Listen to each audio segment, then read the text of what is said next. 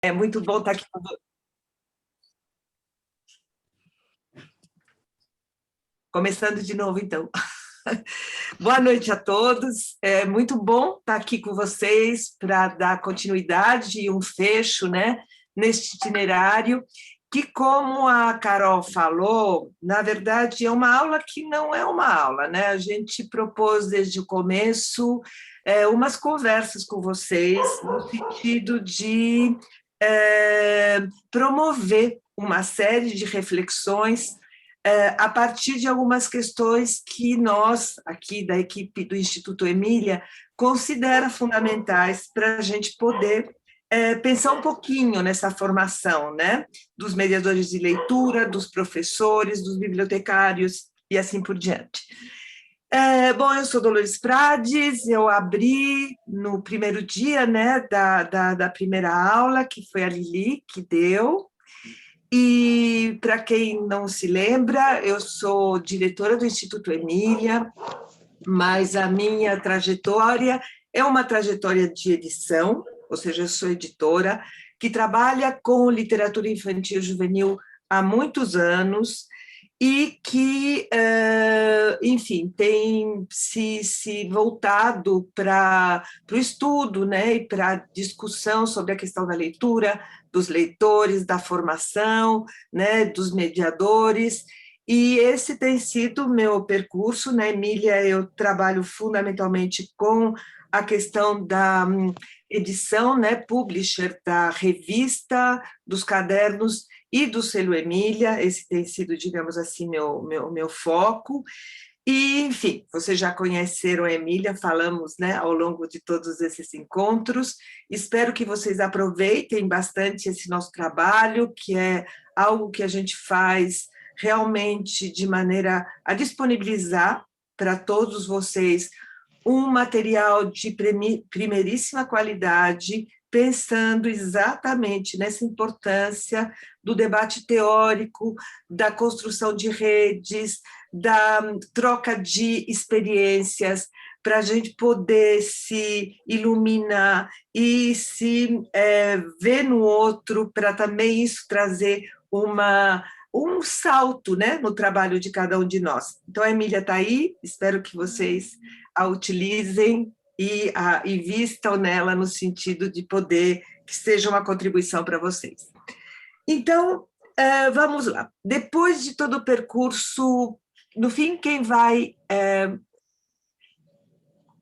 colaborar aqui com o compartilhamento? Vocês querem que eu posso tentar. Carol, você vai? Eu tô com ele aqui. Você quer que eu compartilhe? Lili, já coloquei para você, tá? Para mim? Tá, então eu vou compartilhar. Tá, Lili, eu vou te falando, então. É que eu acho que aí eu não fico no quadradinho e eu vejo as pessoas, não sei. Peraí. Pessoal, na hora que vocês quiserem conversar, interromper alguma coisa assim, vocês levantam a mão e, como que fala? E a gente tenta, se eu não ver vocês, não sei se Lili, Carol, enfim, ou levantem a mão e falem que vocês querem conversar. Bom, para a gente fechar nossas conversas, a gente escolheu o tema do papel da mediação crítica, formação leitora das professoras. E aqui eu queria fazer uma pequena observação. Eu vou falar tudo no feminino. A gente, de fato, deve ser maioria aqui, mas queria pedir licença para os professores que estiverem, mas durante décadas, séculos, a gente foi submetido ao masculino. Agora os rapazes serão submetidos ao feminino, peço licença, mas, além de tudo, somos a maioria aqui mesmo. Então, eu prefiro falar professora, sempre que puder, vou usar o feminino, tá? Mas incluam-se todos nesse feminino, por favor, tá bom? Então, não, pode passar. Então, para começar, eu queria propor o itinerário de alguns temas para a gente pensar juntos. Quando a gente pensa na formação, né, do leitor, né, do leitor-professor, uma das questões que eu acho fundamentais é começar pela questão: que leitoras somos. E para pensar nisso, algumas perguntas são importantes ou podem conduzir essa reflexão. Qual é a sua primeira lembrança da leitura? Certamente, todas vocês têm alguma voz na memória. Certamente, todos vocês têm alguma lembrança no sentido daquilo que foi, digamos assim, a primeira lembrança da leitura que vocês têm. Com certeza vocês se lembram de um primeiro livro que marcou vocês profundamente. Ou vocês têm alguma referência de modelo leitor, ou em casa, ou aquele professor, né, quando a gente faz este itinerário, sempre tem alguém que fala, nossa, aquele meu professor me marcou profundamente quando ele lia para mim, ou minha avó que lia para mim, ou minha mãe que cantava para mim, enfim, sempre tem alguma referência, ou eu via meu pai lendo, enfim, sempre tem uma referência que cria essas memórias leitoras que são, na verdade, a origem do nosso itinerário leitor, né? E a partir disso, qual é o papel da leitura na vida de cada uma de vocês? Como que vocês se veem nesse trajeto desde essa primeira lembrança até hoje? Tem algum momento, algum livro, alguma circunstância que fez com que vocês falem assim, bom, a leitura entrou na minha vida, esse é um ritual que eu quero para mim? Eu vou falar ritual porque eu não gosto de hábito de leitura. Hábito é uma coisa que a gente faz praticamente sem pensar, né? A gente tem o hábito de escovar o dente, a gente tem o hábito, né, de tomar banho, e a gente tem esse hábito, e esse hábito a gente faz todos os dias. A leitura não é um hábito. A leitura é muito mais do que um hábito, porque ela nos transforma. Então, a leitura é um ritual. Então, quanto que esse ritual se incorporou na vida de vocês como uma prática que faz o cotidiano de vocês melhor, ou, melhor dizendo, como uma prática sem a qual o cotidiano de vocês tem uma ausência de alguma coisa?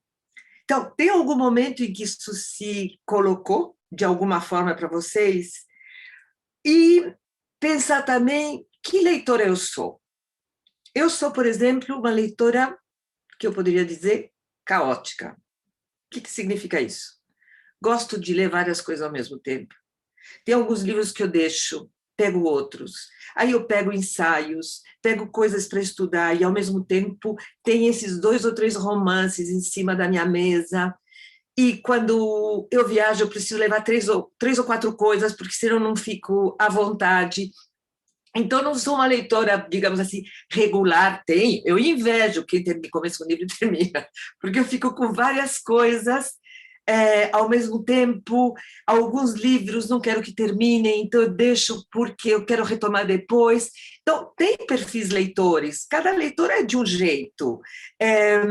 Que leitora é você? Que leitoras vocês são? Como vocês se definiriam como leitoras? E qual é sua imagem do que é ser uma leitora? Porque também tem isso, né? A gente tem, né,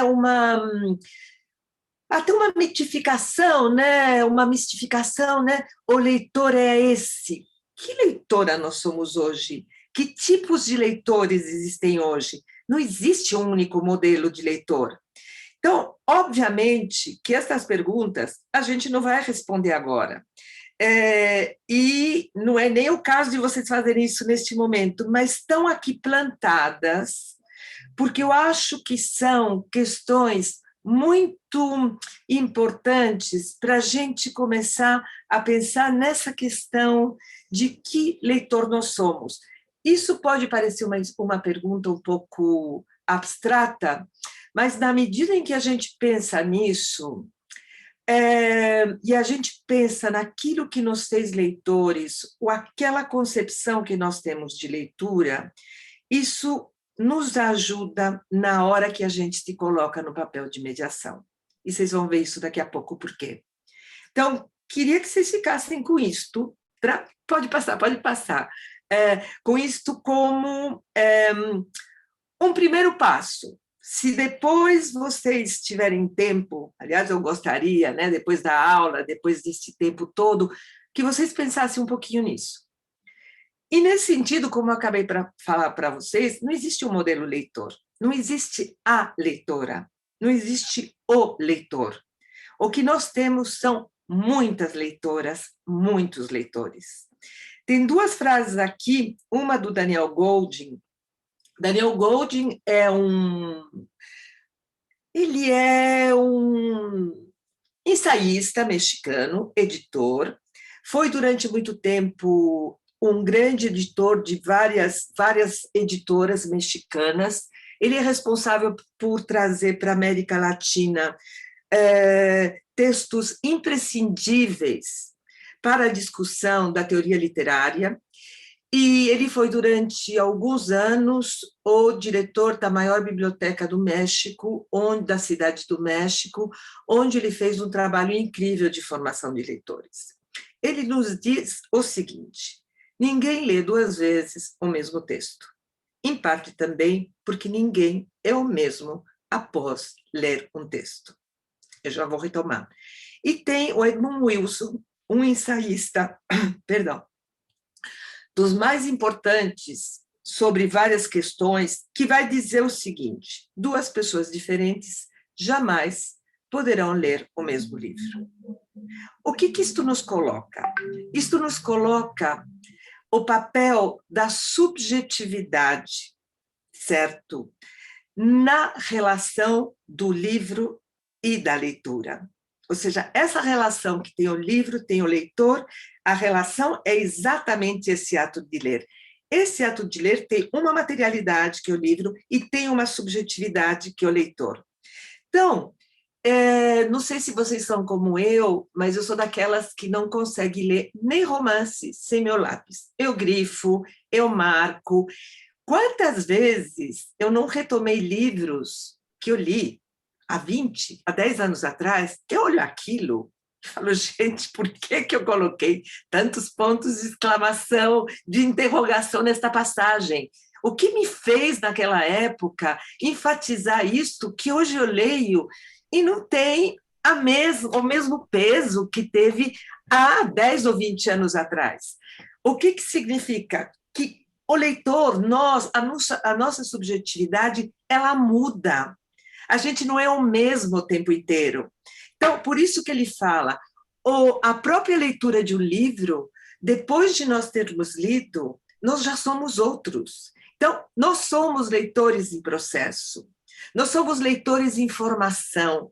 Essa formação do leitor, ela não acaba nunca, não existe a universidade formadora de leitores.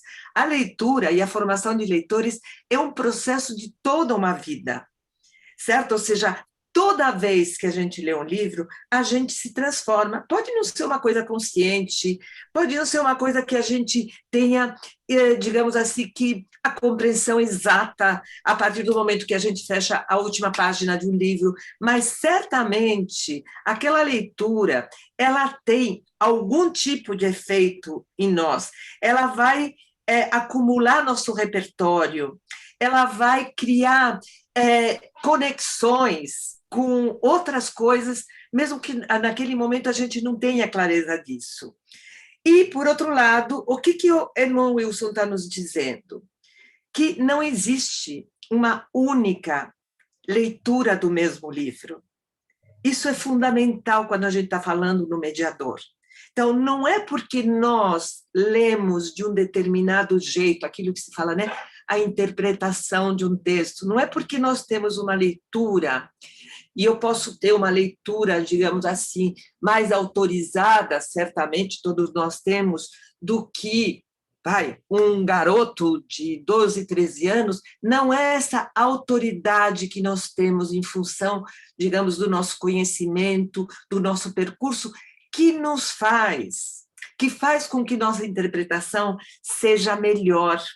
Ela pode ser certamente mais profunda, ela pode ser certamente com mais elementos daquilo que costumamos ter, mas as leituras, elas tem um conjunto de elementos que vão desde a sensibilidade, desde o olhar, desde os valores, desde as nossas concepções políticas, que fazem com que ela seja de um jeito ou de outro.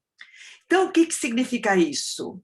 Como mediadores, a gente tem que aprender que a relação de leitura, ela é uma relação de igualdade. Ela pode não ser em termos do conhecimento, obviamente, mas como leitores, a gente está no mesmo patamar. Isso é muito importante, ou seja, a relação de leitura é uma relação democrática. Isso faz com que determinadas questões, como, por exemplo, pensar que todos os alunos de uma sala de aula vão ter a mesma interpretação de um livro, porque a minha interpretação como a professora esta é praticamente impensável a partir daquilo que a leitura é. Gente, se eu estiver falando grego, ou se vocês quiserem participar, levanta a mão, por favor, tá bom? Pode continuar, por favor, Lili. Então, quais são as considerações importantes disto que eu falei até agora? Primeiro, não somos leitores únicos. Seus leitores são uma individualidade, o que não quer dizer que tudo valha nas interpretações. Obviamente, a gente tem um livro, o livro está aqui. Esse livro diz alguma coisa, só que nós podemos ler nas entrelinhas, a gente pode ler nos silêncios, a gente pode interpretar de determinadas formas, certo? Essa que é a questão. O livro é este, a gente não inventa o que está no livro, a gente pode interpretar, mas o livro está aqui. Diversidade de perfis nessa de leitura, ou seja, os leitores não somos todos iguais. Então, temos uma diversidade de leituras e de leitores. Acho que essa é uma questão básica e assim, fundamental para a gente resgatar. A leitura é algo que se estimula, é aquilo que a gente falou lá na primeira tela. Quem foi aquela voz que marcou a sua memória leitora? Qual foi aquele livro que fez de você um leitor que está lá? Quando se fala em leitura, certo? O que vem na tua cabeça quando você era criança? Então, isso significa que houve algum tipo de estímulo que mexeu com você de alguma forma, que está lá. É aquilo que fez, digamos assim, que plantou a sementinha da leitura em você. Então, a leitura é algo que não se aprende, a leitura se estimula, a leitura se contagia. É absolutamente diferente de dizer, vou te ensinar. Você ensina a ler, você ensina a alfabetização, etc. Mas a leitura, ela tem que ser um contágio. Então, isso é muito importante, por isso que eu falei para vocês, se lembrem do que vocês, certo? Do que fez com que vocês fossem leitores, porque se aquilo fez com que vocês se tornassem leitores, certamente vocês serão capazes de fazer isso com os nossos pequenos leitores. Usem esses recursos, que são recursos, certo? Inclusive, daquilo que mexeu com você, que está na sua memória, certo? Que fez, isso vocês devem repetir, mesmo que vocês não repitam como foi, mas é isso que vai, digamos assim, abrir uma chave super importante. Ler como uma experiência, como uma prática viva, que muda. Aquilo que a gente acabou de ver, nós não somos os mesmos leitores hoje daquilo que nós fomos ontem quando a gente leu. Nós não somos o mesmo leitor hoje que a gente era o leitor de 10 anos atrás. Então, os leitores também estão em mudança o tempo inteiro. Vocês, como mediadores, estão em mudança. Os alunos que vocês têm estão em mudança. Então, mesmo as leituras que vocês fazem hoje, daquele livro que vocês gostam de adotar, não é a mesma que vocês faziam 10 anos atrás. Então, o que muda aí? A leitura de vocês muda. A gente muda a leitura se a gente está com dor de barriga, não vai ser a mesma. Se um dia a gente está com dor no fígado, a nossa leitura não vai ser a mesma, porque a gente lê com o corpo também. Então, veja, isso é fundamental. A leitura como uma experiência prática viva. A gente se forma leitor. E quando a gente pensa na mediação e nos leitores, né, dos primeiros leitores, nos leitores, né, quando a gente vai até o jovem leitor, a gente está falando de quê? Está falando das primeiras experiências desses leitores. Quando a gente fala dos pequenos leitores, né, quando a gente fala na primeira infância, é aquilo que Yolanda Reyes fala de uma forma maravilhosa, que é o seguinte: é a primeira vez que esses leitores têm acesso a determinadas coisas. Algumas leituras, algumas questões que para nós já são sentido comum, são as primeiras descobertas desses leitores. A gente está criando repertório para esses leitores. Então, aquela coisa, bom, eles estão lendo isso, mas isso não é uma boa leitura. Não é uma boa leitura para quem? Não é uma boa leitura para nós.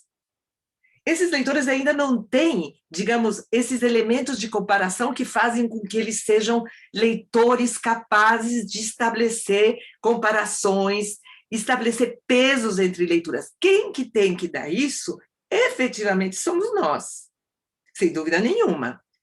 Né? Ou seja, então, você está lendo isso, você acha que não, você vai dar alguma coisa capaz que faça com que eles sejam capazes de comparar isso. Tá? Então, o que eu quero dizer para vocês? A leitura e os leitores estamos o tempo inteiro em mudança. Tá? E, por último, aqui, a leitura como fenômeno cultural, social, histórico. Se isso sempre foi assim, hoje em dia, esta característica ela está cada vez mais presente. Por quê? Porque esses nossos leitores, até os leitores na primeira infância, eles estão submetidos a uma série de informações que eles sejam capazes de digerir, de administrar, não importa, eles estão inseridos em um mundo onde as informações já não têm mais, digamos assim, limite, controle. Então, o que acontece? Separar a leitura do mundo que nós vivemos é muito complicado. Então, quando a gente faz mediação, trazer essas leituras para as questões, né, da vida cultural, social, histórica, é fundamental. Não existe um campo, digamos assim, da leitura dentro de uma bolha, né, de cristal que nada afeta. Não, tudo é afetado. E vocês devem saber disso até melhor do que eu, porque vocês estão em sala de aula, né, sofrendo com isso diariamente, porque a gente sabe que hoje, inclusive, o cânone, né, aquela coisa, o cânone, né, aquela coisa que estava já estabelecida, os melhores autores, né, os melhores livros, isso veio por água abaixo. Tudo isso está em discussão hoje. E que bom que esteja em discussão. Que bom que não existe mais aquilo que alguém, né? Alguém estabeleceu que seria assim. Não é assim para o sempre, eternamente.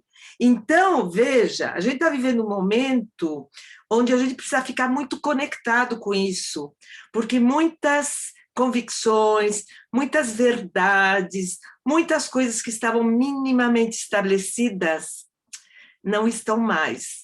E como que a gente corre atrás disso? A gente vai ver isso daqui a pouco. Pode passar.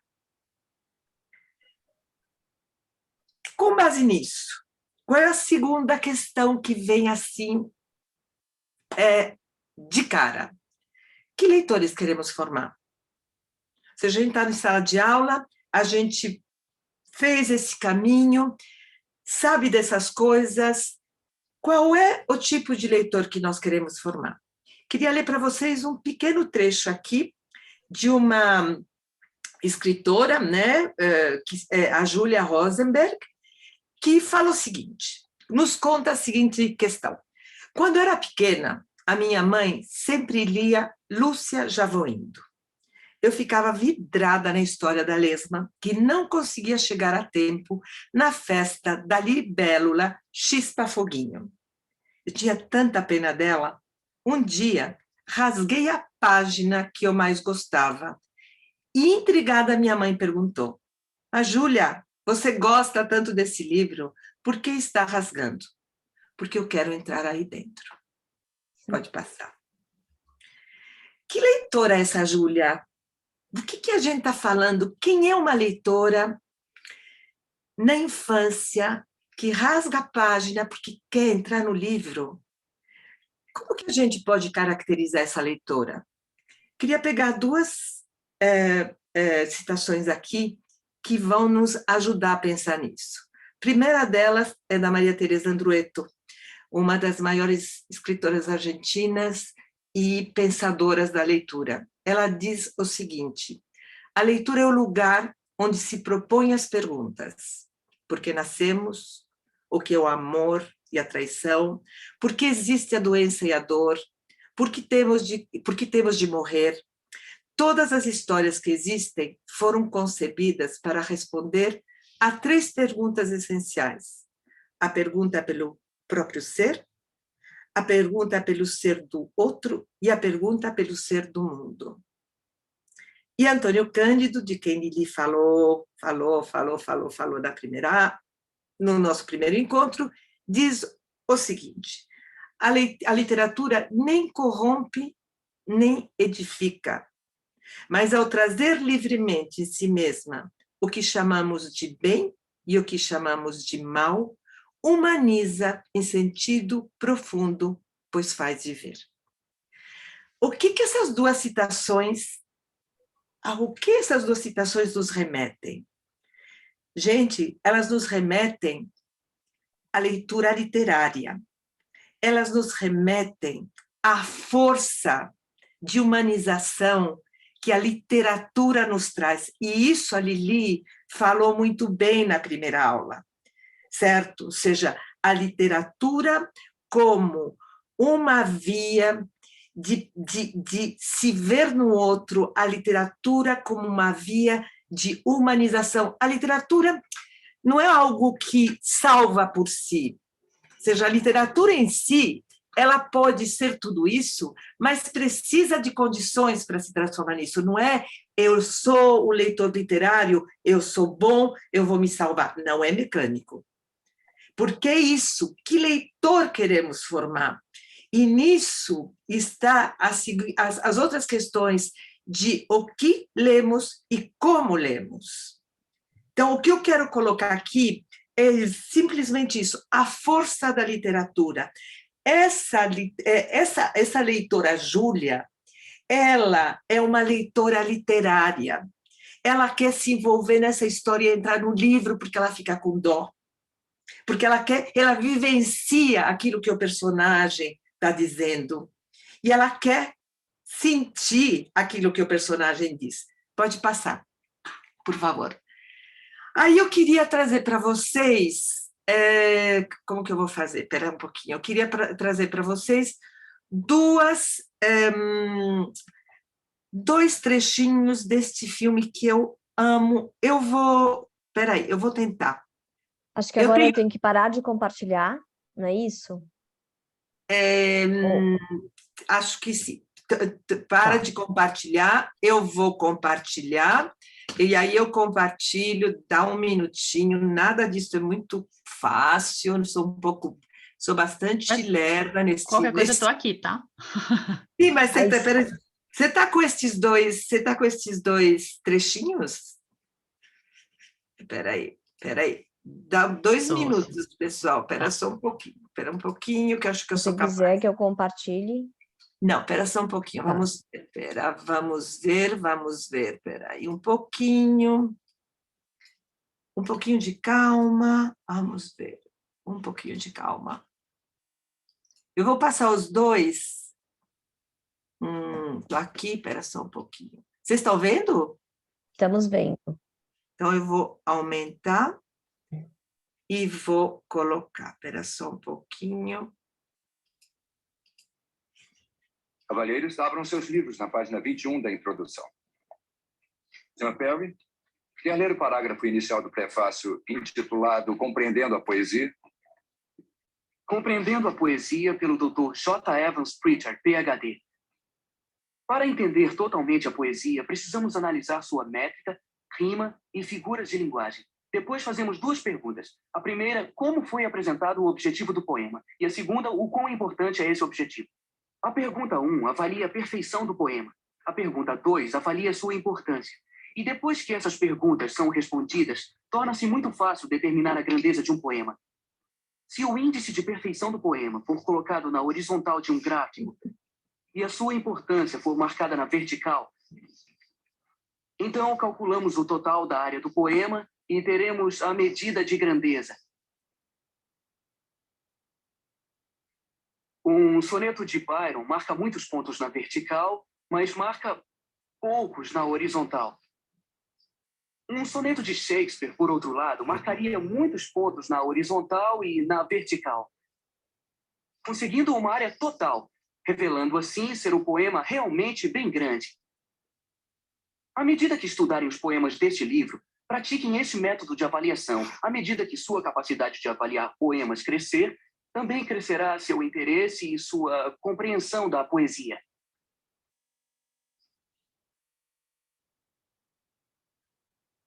Excremento. É o que eu penso do Sr. J. Evans Pritchard. Nós não somos meditores, estamos falando de poesia. Como podem descrever poesia como se fosse um concurso de música? Eu gostei de Byron, dou 42 para ele, mas a música não dá para dançar. Eu quero que rasguem essa página. Vamos? Eu quero que rasguem toda a página. Vocês me ouviram? Rasguem. Rasguem! Vamos, rasguem! Obrigado, Sr. Dalton. Cavaleiros, escutem, não arranquem só essa página. Rasguem a introdução inteira. Eu quero isso fora, no passado. Não deixem nada. Rasguem, rasguem. Adeus, J. Evans Pritchard, PhD. Rasguem, cortem, cortem, arranquem. Eu quero ouvir o Sr. Pritchard rasgando. Vamos perfurar isso e colocar num rolo. Isso não é a Bíblia, não vão para o inferno. Hein? Mas o que é isso? Vamos, arranquem tudo, não quero que sobre nada.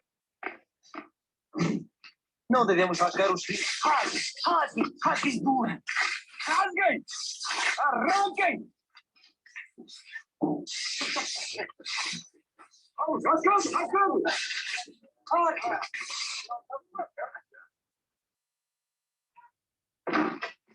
O que está acontecendo aqui? Não estou ouvindo rasgarem. Sr. Kitty, Sr. McAllister? desculpe. Eu não sabia que estava aqui. Estou? Está sim. Com licença. Bem, tem outro, espera só um pouquinho, tem mais um, que é a sequência... Ixi, peraí. Espera só um pouquinho, que é este. Agora...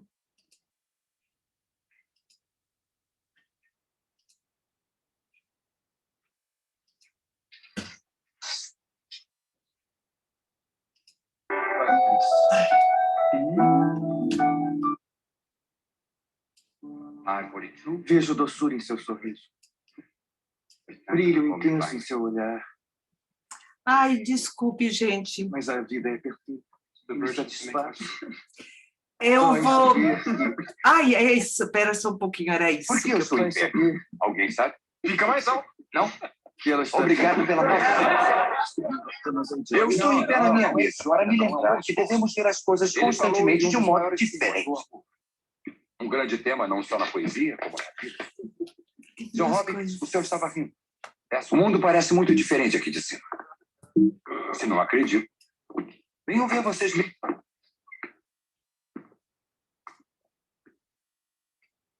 O gato sentou Beijos, venham. no mato. Quando vocês pensam que sabem alguma coisa, precisam ver de outra maneira, ainda que pareça bobagem ou errado.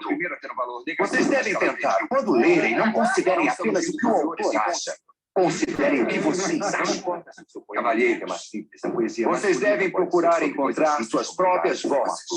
Porque quanto mais esperarem para começar, menos chances vocês terão de encontrar. Parece que tem 2 vídeos. Sim, tem. De tranquilo desespero. Não se deixem É que eu não estou conseguindo sair daqui. Reajam. Não se matem como os Minimiza tudo e aí você vai... Tem ao seu redor. Muito bem, seu príncipe. Obrigado. Vamos acabar com a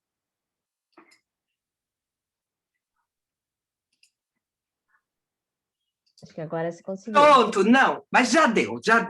Era isso que eu queria. Volta lá no PowerPoint. Desculpe essa confusão, gente, mas o primeiro vídeo já deu para mostrar o que eu acho interessante. Eu não sei vocês querem falar um pouquinho ou a gente pode continuar? Queria escutar um pouquinho vocês. O que vocês acharam desse vídeo desse professor? Você pode passar, porque aí a gente já entra aqui. Para a gente discutir quem são esses leitores que esse professor está formando. Alguém gostaria de falar um pouquinho? Eu gostaria de escutar vocês. Vamos lá, gente.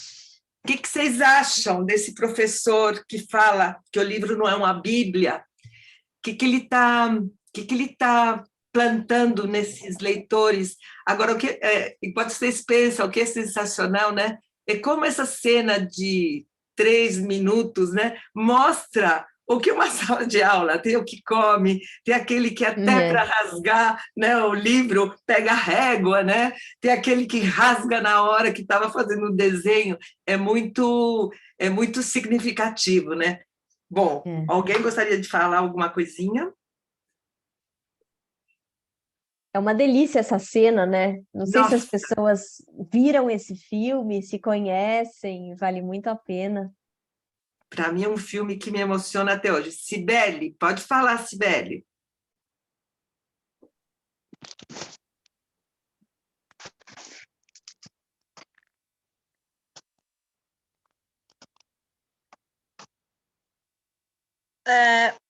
Bom, eu já assisti esse filme. Vocês estão me ouvindo? Sim. Sim. Já assisti esse filme, já estudei também na faculdade, e ele traz essa questão mesmo da aceitação da subjetividade, né? De trazer essa aceitação do indivíduo, de que a gente pode aceitar o indivíduo como... de aceitar essa questão crítica, mas também desenvolver essa criticidade. Eu acho que as crianças... É um questionamento até, talvez... ele não é assunto raso, essa questão da criticidade. Talvez existe um pouquinho de... Talvez eu acredito que é um assunto que beira filosofia, que beira política, que beira muitos outros aspectos, a questão de autonomia, certo? Mas respeitar, sim, a própria capacidade da criança interpretar e a gente respeitar a interpretação. Acho que seria essa a ideia, trazendo para a nossa realidade. Isso a minha participação. Muito bem, Cibele. Tem mais alguém? A Erika colocou aqui no chat, sinto que ele provoca a liberdade de construção leitora. Tá. Podemos continuar? Tudo bem? Tá. É isso, Érica. É isso. Érica e... Ai, esqueci o nome da... Cibele. Cibele e Érica, vocês têm razão. É isso mesmo. Então, só para levantar, né? Seria importante, né? a gente pensar o que essa cena nos traz, né? Ou seja, a questão do respeito ao indivíduo, né? A questão da liberdade da construção leitora e, como eu disse para vocês, né?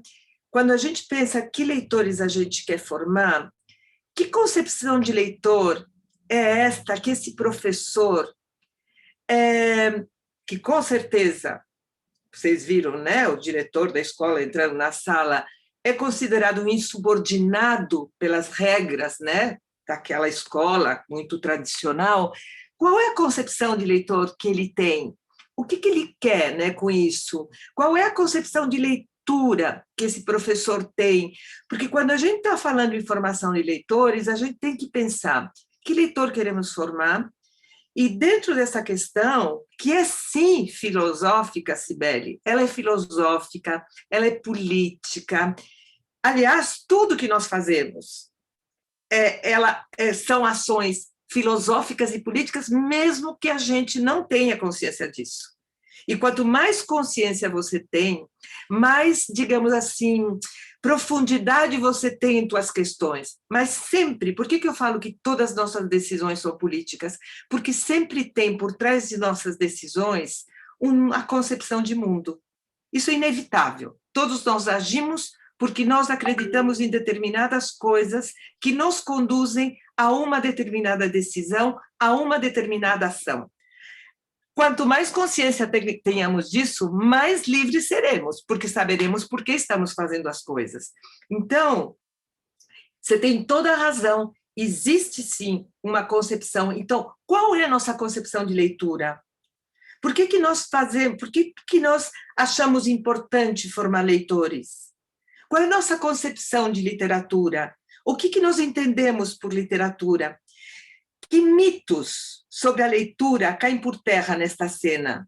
Quando ele fala, gente, isto não é uma Bíblia? O que nós estamos dizendo nisso? Que a gente pode questionar, inclusive aquele catatal, que é, sem dúvida nenhuma, uma das referências, um dos manuais fundamentais para a gente interpretar a poesia inglesa. O que ele faz com aquilo? Ele pede para rasgar. Por quê? Porque até isso pode ser questionado. Então, veja, o que tem por trás da cabeça dele? E qual é o tipo de leitura que esse professor está propondo? Né? O que ele está dizendo para esses alunos? Pensem pela cabeça de vocês. Né? Então, esses leitores que ele está formando, seriam eles meros decifradores de palavras? Certamente não. Leitores capazes de interpretar o texto? Certamente sim. Leitores capazes de ler o silêncio e os silêncios do texto e para além daquilo que está nas palavras. E uma boa leitura, a boa literatura é aquela que deixa espaços para os leitores entrarem, é aquela que não diz tudo. O que diz tudo é manual, certo? O manual tem que dizer tudo. A boa literatura não diz tudo, ela tem silêncios, ela tem formas, né? Caminhos, não são formas, do leitor adentrar o texto. Ela tem vários níveis de abstração. Por isso que o mesmo texto pode ser lido, o texto literário pode ser lido de determinadas formas, porque existem níveis de entrada nesse texto. Esses leitores são críticos capazes de questionar, é isso que ele quer fazer. Leitores que não vão dizer, bom, essa é a Bíblia, quem está dizendo isso é fulano, e então eu vou abaixar a cabeça e vou dizer que sim. Ele está dizendo, não tem essa Bíblia, não tem essa coisa, digamos assim, pré-estabelecida a princípio, ad eterno. São leitores autônomos, capazes de tomar suas próprias decisões? Certamente sim. São leitores audaciosos? Com certeza, porque pegar, né, e rasgar as páginas. E são leitores esforçados? Com certeza, porque, gente, leitura não é fácil. Então, a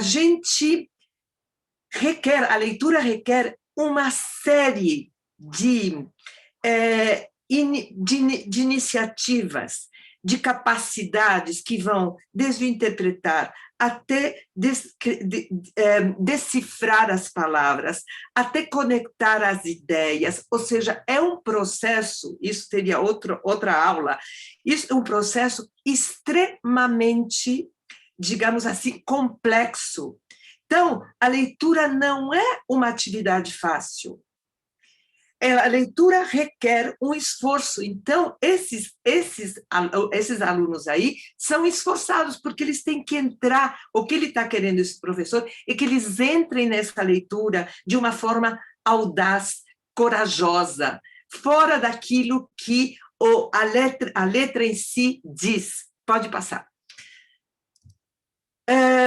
Então, qual é o leitor que esse professor quer formar? É um leitor que questiona o texto. E esse questionamento do texto fará com que esse leitor, e diria para vocês, futuro cidadão, futuro agente social, seja capaz de alcançar significados autônomos, independentes e críticos. É um leitor comprometido, que enfrentará o esforço que a leitura implica, pois a leitura não é fácil, como eu acabei de falar para vocês, e requer um leitor ativo, um leitor que interpreta o texto, um leitor que muda com esse texto. A leitura é uma prática ativa. A leitura é uma ação que pressupõe um leitor ativo, alguém que está fazendo toda uma série de ações para chegar nesse texto, tá? Um leitor que valoriza a leitura e a relaciona com algo importante que lhe dá prazer, um leitor permanente. E quando eu digo que a leitura dá prazer, eu não estou dizendo que a leitura seja um prazer. A leitura pode ser um prazer, mas ela pode ser uma leitura que dá prazer, dando muito sofrimento e angústia. Depende daquilo que você está lendo. Quantas vezes vocês não se emocionaram e choraram num livro? Quantas vezes vocês não sentiram pânico lendo alguma coisa? O que dá prazer é o gosto pela leitura, não é a leitura em si. Ou seja, e o prazer por quê? Porque é o ato de ler que me dá prazer ou me dá, digamos assim, um sentido, depende do leitor que você for. Mas a leitura não é simplesmente um mero prazer, como muitas vezes se diz. Tem uma autora, que é a Graziela Montes, da qual o Instituto Emília, junto com a Solis Luna, publicou um livro muito interessante, que é esse daqui, né? Buscar indícios, construir sentidos. Ela fala exatamente isso. Ou seja, quando a gente fala da leitura como um mero prazer, a gente está aqui tirando a profundidade que a leitura tem. Então, uma coisa, a leitura te dar prazer, outra coisa é dizer que a leitura é simplesmente prazer. Não, a leitura também pode ser sofrimento. E existem casos na história dos leitores, das leituras, onde a leitura te levou a um enorme sofrimento. Eu não sei se vocês leram, por exemplo, Madame Bovary, um dos romances mais importantes do século XVIII, onde Madame Bovary, ela se transforma, ela é uma leitora que leva ela à loucura e que leva ela ao suicídio. Então, veja, a leitura pode levar ao suicídio. E não é só Madame Bovary. A leitura pode levar à morte. Então, o que a gente está falando de leitura? Não é isso que a gente quer, obviamente, mas o que eu quero dizer para vocês é que a leitura não é simplesmente algo assim prazeroso. A leitura pode ter muitas conotações, porque é algo que é uma interferência no mais íntimo das individualidades. Então, é isso que eu quero que vocês considerem. Pode passar. E por onde a gente começa? se a gente pensa nessas coisas que eu estou falando para vocês, por onde a gente começa? Precisamos pensar nesse leitor, nesses leitores, nessas leitoras que se constroem buscando construir-se a si mesmos. Por quê? Porque a leitura, ela pode dar sentido à vida, para conhecer melhor a nós mesmos e aos outros. Então, veja, quem é esse leitor que nós temos diante da gente? Como a gente constrói um leitor com esse perfil? Quais são os diferentes aspectos que constituem esse leitor? Essa menininha que está aqui chama Aninha. Hoje ela tem 10 ou 11 anos. Ela, acho que não é um exemplo, porque ela nasceu leitora. Nasceu leitora. Ela é filha de uma amiga minha. Ela podia ter todos os brinquedos desde que tinha meses que ela queria os livros. Hoje ela é uma grande leitora. Mas então, coloquei a foto da Ana exatamente para vocês pensarem o seguinte: se a gente pode construir leitores desde a mais tenra idade. E vocês sabem disso, porque vocês estão aí no dia a dia com eles. Mas, por onde a gente pode começar? Pode passar, Lili, por favor. Como que a gente constrói esses leitores? Construindo pontes entre o livro e os leitores, estabelecendo um determinado tipo de leitura. E esse é o papel de quem? É o papel do mediador. É o papel de vocês, é o nosso papel. E aí tem um trecho do livro que eu acabei de mostrar de vocês, que diz o seguinte: não seria necessário pensar novamente a escola em relação à leitura? Não será que a cartilha não é a melhor linguagem escrita? Não será que a perplexidade, o desconcerto e a necessidade de construir sentido vem antes do método, seja ele qual for? Graziela Montes, buscando indícios, construir sentidos. O que ela está dizendo aqui? Volta a uma das questões que a gente está falando desde o começo. O que ela está contrapondo, né? A obrigatoriedade da leitura, tal como a escola desenvolveu até hoje, a obrigatoriedade da cartilha como sendo a referência para o ensino da escrita. Ela está contrapondo aquilo que ela chama de construir sentidos. E construir sentidos significa o quê?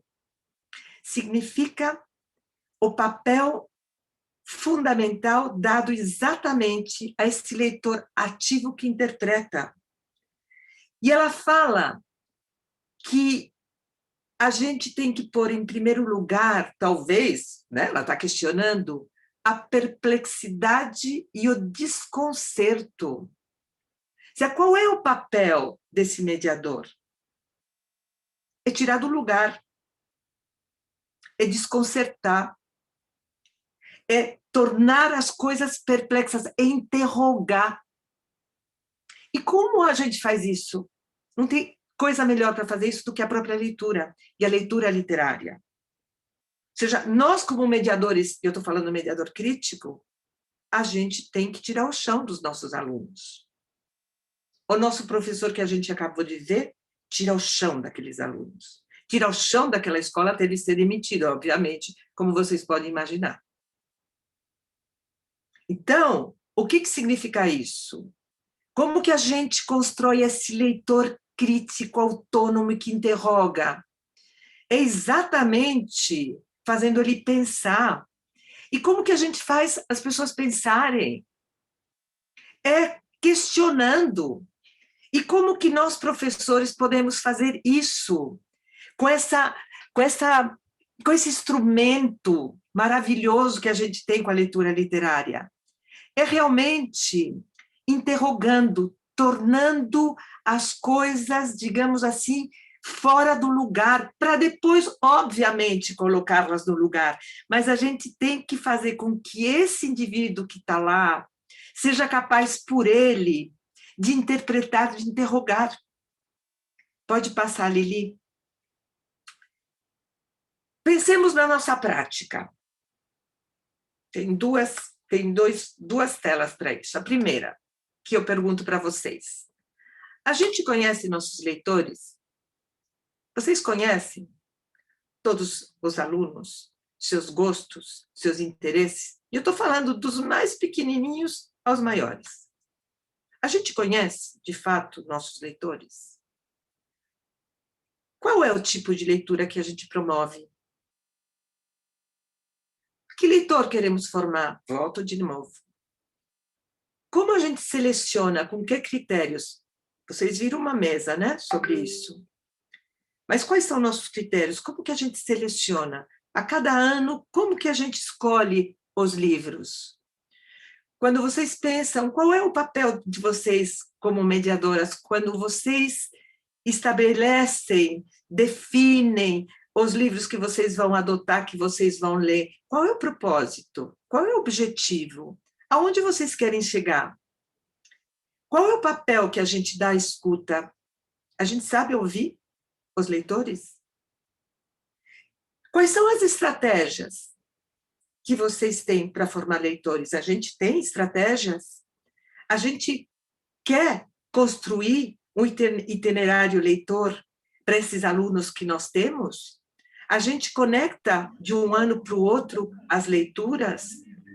A gente considera a leitura obrigatória? Oi? A gente considera a leitura obrigatória? Para nós, a leitura tem alguma função, uma finalidade? A gente quer a leitura como um instrumento para estudar algum tipo de disciplina, o que não está errado. Teresa Colomer, uma das grandes pensadoras sobre a questão do ensino da literatura nas escolas, diz que há um papel para a leitura obrigatória na escola. Mas é um papel, o que não significa que isso seja formação de leitores. O que isso não significa que não tenha que ter um espaço privilegiado para a leitura literária sem nenhum tipo de funcionalidade. Então, são coisas diferentes. Ou seja, o estudo da teoria literária, da literatura, etc., claro que tem um papel. Mas isso forma leitores? É isso que a gente precisa se questionar. Pode passar, Lili. Pensemos, estamos abertas para a diversidade? Quando a gente vai preparar, né? Ou quando a gente tem um curso, né? Coordenadores, tal, a gente pensa que a gente vai dar, ao longo desses anos, a maior riqueza possível para esses alunos, do bom, do ruim, dos gêneros, dos temas, enfim, que a gente coloque eles diante da maior variedade, né, de estilos, de tudo que a gente pode imaginar em termos de literatura, para que eles tenham realmente uma base fundamental que possa criar um repertório de referência para eles. Levamos em consideração que nossos leitores estão em formação, que é aquilo que eu falei lá embaixo para vocês, ou seja, gente, a criação de repertório é fundamental. A gente se constrói leitor, e em leitor maduro, cada vez que a gente tem mais repertório, porque o repertório permite que a gente tenha, né, que a gente crie bases de referência, que são fundamentais, inclusive, para a gente fazer aquelas leituras profundas. O João Carrascosa sempre fala, né, que um escritor, um bom escritor, é aquele que se remete o tempo inteiro a seus pares e que se remete o tempo inteiro a obras da literatura. Como que a gente sabe disso? Quando a gente conhece essas obras da literatura. Então, o que é um leitor profundo? O que é um leitor maduro? Aquele que sabe identificar, certo, nos autores, as referências que esses autores fazem. Só que como a gente sabe disso? Conhecendo os autores. E se a gente tem alguma coisa que pode aprender na escola, o que é? É exatamente encher aquilo que eu chamo do baú do tesouro de cada leitor, que é a maior quantidade de referências que ele possa ter. E essas referências, claro, vêm das leituras, mas essas referências, elas têm que vir também, e a gente não pode perder de vista isso, de uma enorme inserção no mundo cultural, que vai do teatro, que passa pelo cinema, que vai para a música. Ou seja, a leitura está dentro disso, e tudo isso alimenta esse leitor, tá? Então, criação de repertório, como que a gente, certo, enche de tesouros esse baú que cada um de nós temos. Levamos em conta a diversidade de nossos leitores? Hoje essa é uma das questões em pauta. Hoje, com o avanço revolucionário das chamadas diversidades, a gente sabe que tem que ter uma identidade em várias instâncias, para que, principalmente, pequenos leitores ou leitores iniciantes se identifiquem com aquilo que estão lendo. E daí o cânone está sendo jogado no lixo. Que bom que está sendo jogado no lixo. Tá? Por quê? Porque será que todos os nossos leitores têm as mesmas referências? Será que todos os nossos leitores têm as mesmas vivências? Será que nossos leitores têm todos os mesmos interesses e eles se identificam com aquilo que eles leem? Claro que um bom leitor não precisa necessariamente se identificar com aquilo que ele lê. Ele vai se identificar.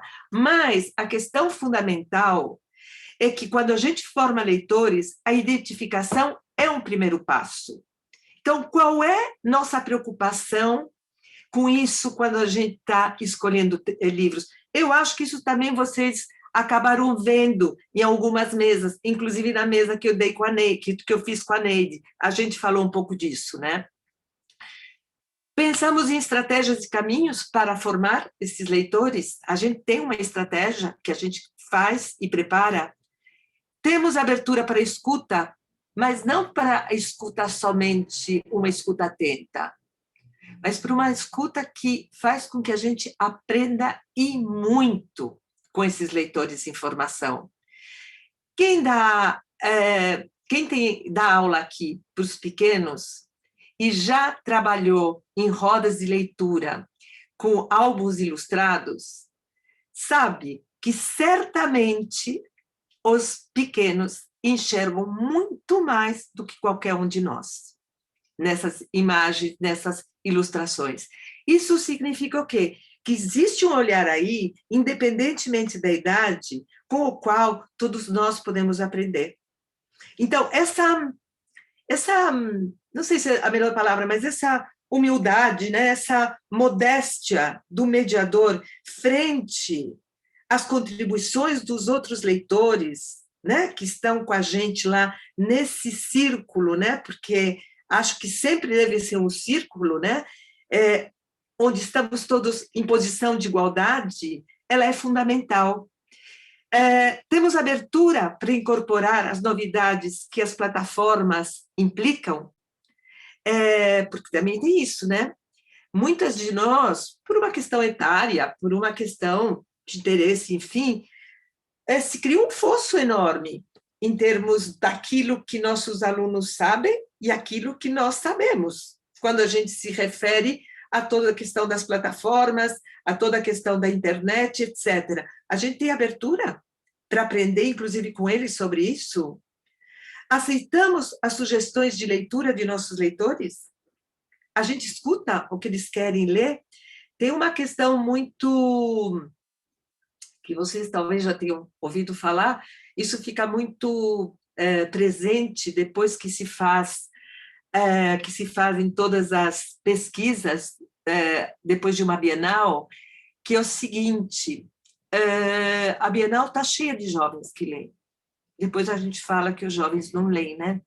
E muitos desses jovens falam o seguinte, na escola eu não sou leitor, mas fora da escola eu sou leitor. Por quê? Porque as leituras que me dão na escola não me interessam. A gente tem que fazer com que eles se interessem com essas leituras da escola. Eu não estou falando que não. Mas como faz esse gancho?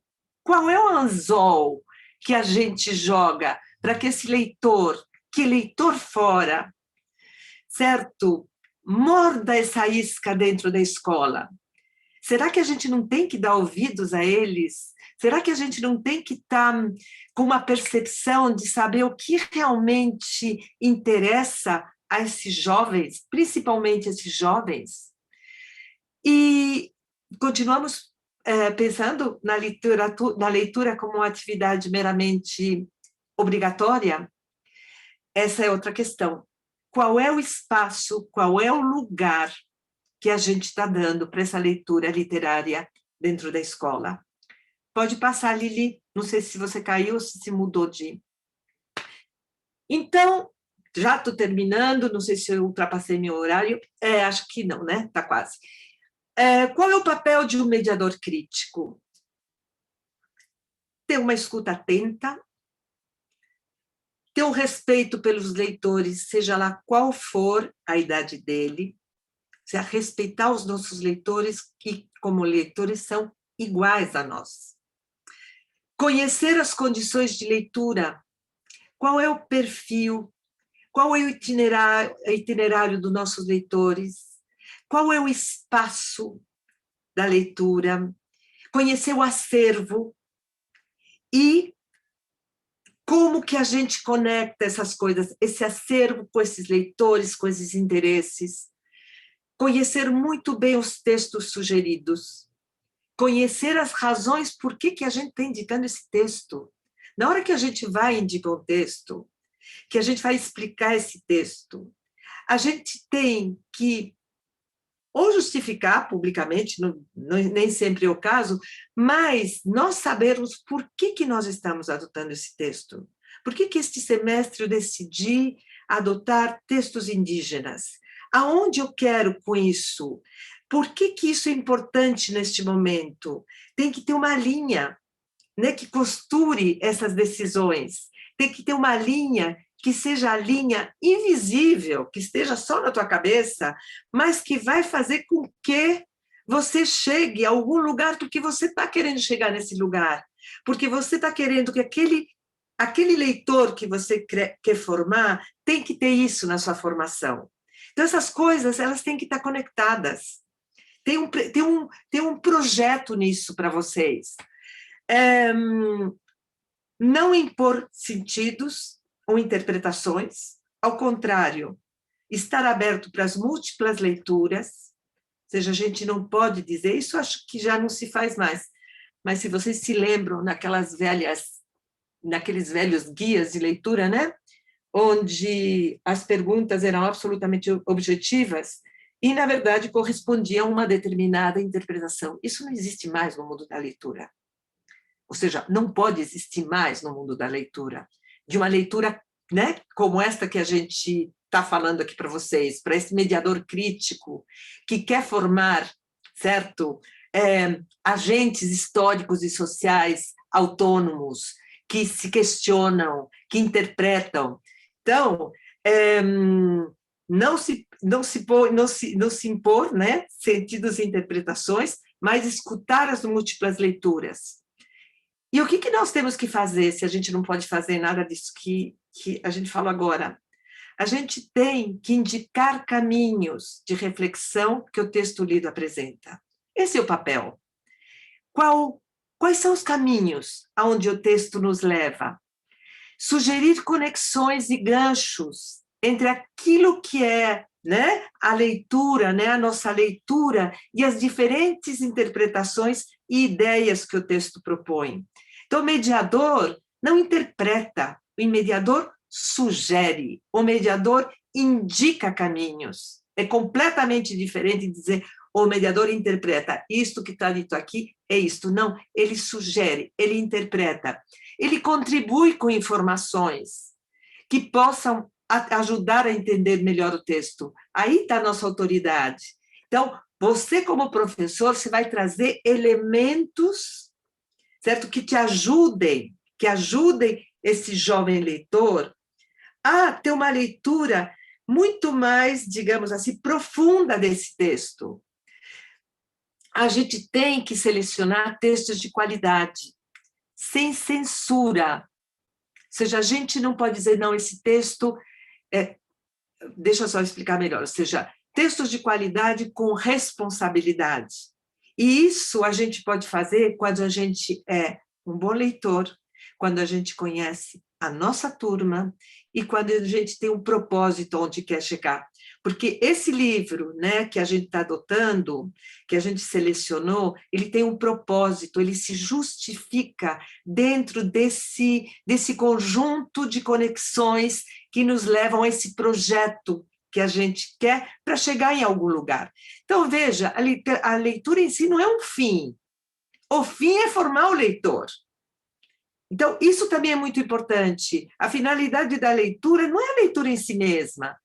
No caso, né, da mediação, da escola, né, da formação de leitores, a leitura, ela é um meio para chegar a um fim que é qual? Aonde eu quero chegar com esse leitor? Que leitor que eu quero formar? Não perder de vista os vínculos da leitura com a cultura contemporânea, aquilo que eu estava falando para vocês. É inevitável a gente fazer uma seleção de livros que nos conectem com aquilo que o mundo está vivendo hoje, certo? Ou seja, é super difícil até que as pessoas não falem dos problemas centrais, eu vou falar um pouquinho disso agora, desses dilemas que a gente tem pela frente, tá? Então, o que o mediador crítico tem que fazer? Ajudar a pensar, a construir sentidos, a oferecer instrumentos de comparação.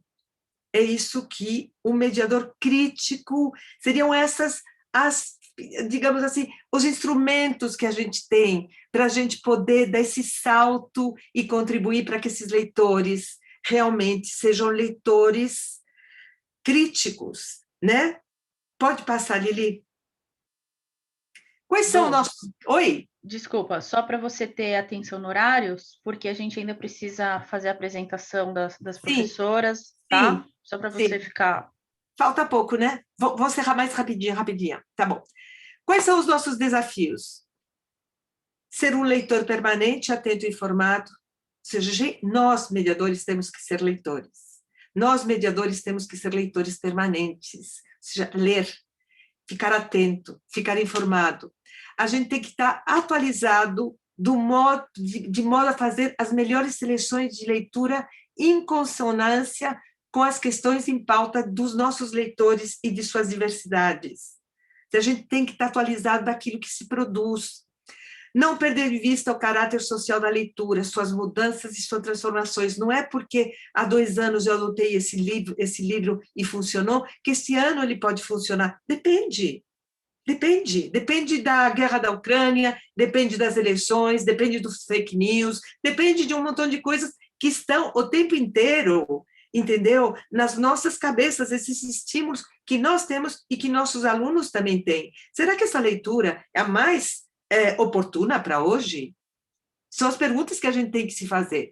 Levar em conta todas as inovações tecnológicas e a distância que nos separa dos nossos jovens leitores. Sim, a gente está em outro patamar. E em alguns patamares muito mais atrás do que eles. Isso não deve ser problema. A única coisa que a gente tem que ter é essa humildade de saber.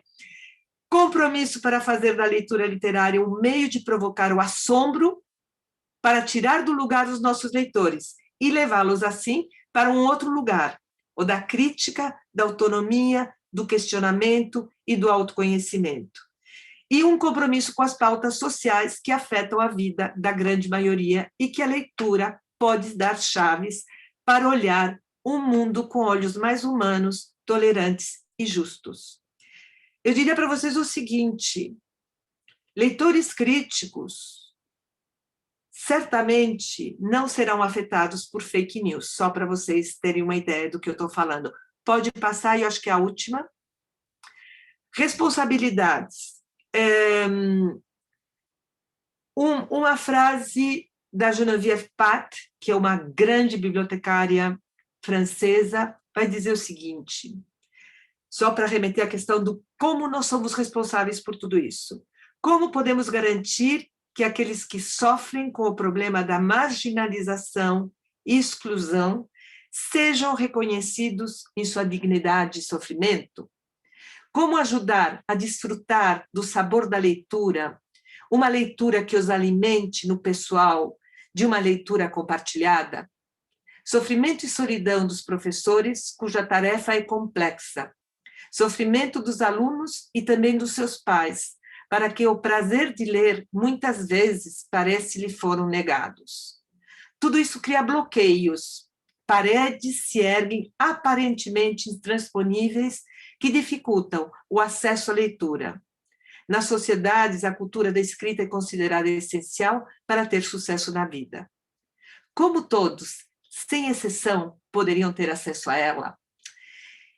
Queria fechar, eu tinha um filminho, um videozinho para passar para vocês, para terminar levantando um pouco a bola, mas não vai dar tempo, se der tempo no final eu mostro, mas eu queria fechar com essa frase da Geneviève e juntar com o direito à literatura que a Lili falou no primeiro encontro, ou seja, essa nossa responsabilidade e esse poder que nós temos na mão, como mediadores de leitura, de fazer com que a maioria dessas crianças e desses jovens tenha esse acesso e a possibilidade que nós temos, né? Daí nosso poder e nossa força de fazer com que esses leitores sejam leitores críticos, autônomos, enfim.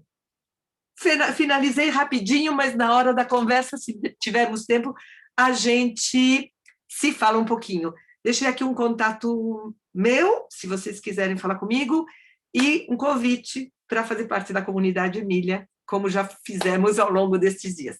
Era isso. Pronto. Eu fiquei naquela função, aquilo que a gente não quer interromper, né, gente? Sim, mas já falei o que eu tenho que falar. E que coisa boa, que coisa boa. Bom, eu imagino que todo mundo esteja aí tomando um fôlego, porque são muitas coisas muito importantes e coisas muito profundas que realmente nos deslocam, né? Nos levam para um outro lugar, para a gente repensar. E eu fiquei aqui pensando muito a minha trajetória leitora, que, né, enfim, é muito, obviamente, como de cada um é muito particular e tem suas características, e uma vontade enorme de ouvir cada uma e escutar cada uma de vocês. Mas, como o tempo não é nosso aliado quase nunca, eu acho que eu vou convidar aqui a Verônica, para compartilhar um pouquinho, Verônica, a gente vai colocar na tela, e a Verônica está com o nome de Bianca, deve ser uma questão de identidade, aí depois ela conta pra gente.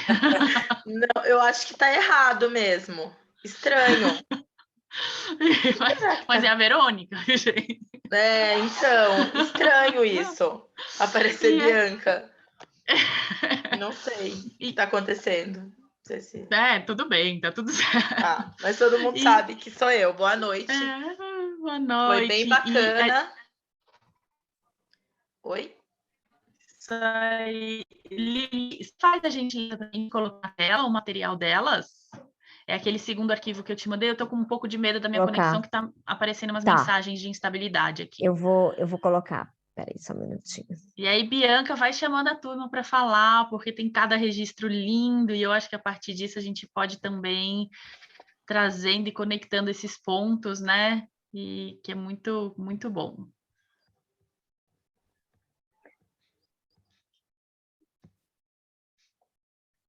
Tá entrando, tá, gente? Peraí.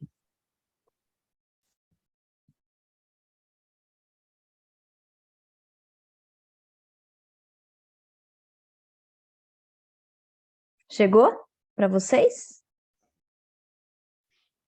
Chegou sim, Lili. Tá. Nós fizemos, né, gente? Boa noite a todas, novamente. Nós fizemos nós juntamos, né, na verdade, o material de todas as professoras, né, de quase todas, que contribuíram para vocês verem um pouquinho do que a gente conseguiu absorver, aprender com vocês nesses dias todos, né, nesses nossos encontros. tá? Aí as professoras que tiverem vontade de estar partilhando nesse momento, comentando, acho que vocês podem já estar passando. Posso ler aqui? Tá. Ao longo de vários encontros iniciados em abril, com a parceria com a Flima e o Instituto Emília, pudemos constatar que a leitura e a contação de histórias, em qualquer faixa etária, é primordial para o desenvolvimento da linguagem e da escrita. Aí nós colocamos uma turminha lá fazendo a leitura na quadra, né?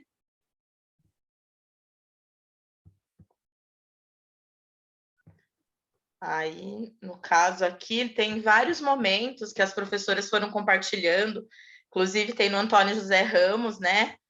Um projeto de leitura que a gente sempre trabalha, que é o livro Viajante, que é uma coisa que já vem de uns anos anteriores. Eu Aí, bem Verônica. conheci esse jardim, Verônica. Pode falar. Fala que você ia falar isso, Paulo. É que essa imagem não é do livro Viajante. Essa imagem foi um dia que nós fizemos um piquenique literário. Na verdade, era para ser um dia assim, era para ser mais no espaço aberto, lá no campo, e aí choveu, então teve que mudar assim, né? Teve que mudar assim para ficar lá no refeitório mesmo e dentro da sala. Foi um dia que era para ser, né, bem especial, que a família iria para contar história para as crianças. E assim, só que era para a família mesmo, o pai, mas só foi mãe, né? E foi bem gostoso esse dia aí também. Dias assim inesquecíveis, né? Que fica na lembrança mesmo da gente, porque isso já faz tempo mesmo, não lembro que ano que foi isso. Foi antes do João, até, para você ter uma ideia. Que como que já faz tempo. E é isso, aí foi bem legal. Até falei para a Verônica que me animou de ter, porque eu procurei essas imagens aí, me animou e deu vontade de fazer de novo esse evento aí de piquenique literário. Porque às vezes é um momento também, a oportunidade que a mãe tem de sentar e com, né, um tempo que aquela mãe tem, né, para sentar, para contar a história para o filho, até mesmo o livro Viajante, né, e que no dia a dia a mãe não tem, né? Que no dia a dia não tem, a criança não é. O único lugar que ela ouve uma história é na escola, com a professora. E é isso. A gente vendo aí a literatura que acolhe, né? A literatura que é colo e que acolhe. Tem umas fotos também, né, Verônica? Eu não sei se você pôs aí foto que tem a criança no colo, com o filho, o livro, bem bonitas as imagens. Então, eu dei uma selecionada, porque várias professoras contribuíram. Então, eu acabei dando uma selecionada para vocês terem ideia de como funciona, tá? Então, continuando aqui, aí, inclusive, essa foto é da professora Josi também, no Antônio José Ramos. Isso. Então, assim, a nossa escola, né, e toda a equipe pedagógica tem o hábito, mas, na verdade, não é o hábito, né? É o ritual, né, de trabalhar todos os anos essa coisa de levar o livro, porque nem todas as crianças têm acesso aos livros em casa. Então, esse livro viajante acaba que propiciando a criança ter um livro para ler em casa, com os pais, né? E é bem legal que os pais depois fazem um registro de como foi essa leitura. É na anterior, né? Essa daqui já é na escola, no nosso espaço. Isso, né? A gente fala do livro Viajante, que a gente começa desde o maternal até o infantil 3, né? De 3 a 5 anos, que ele leva o livro para casa, né? Geralmente a gente faz uma sacolinha, uma bolsa, e aí depois o pai registra como que foi esse momento em casa, né? Da leitura. É isso, pode passar. Se alguma professora quiser compartilhar também. A Vânia fez um projeto alguns anos atrás também bem bacana do livro Viajante.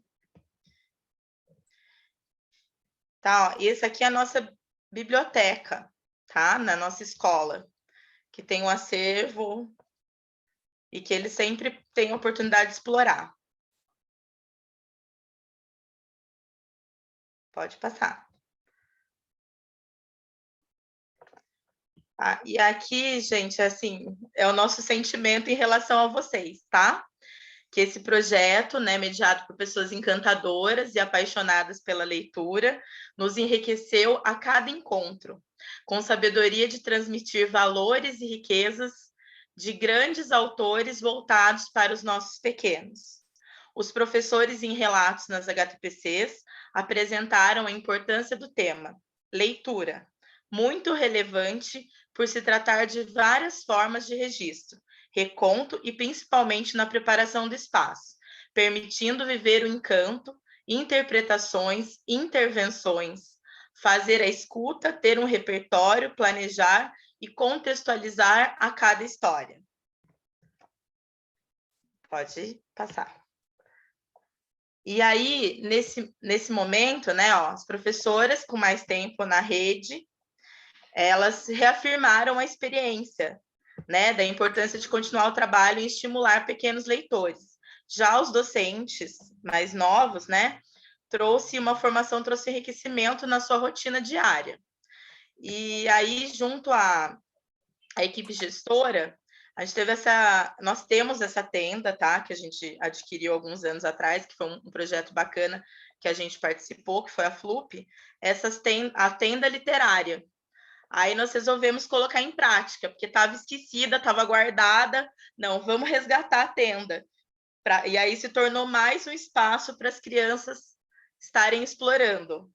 Tá? E está sendo bem bacana.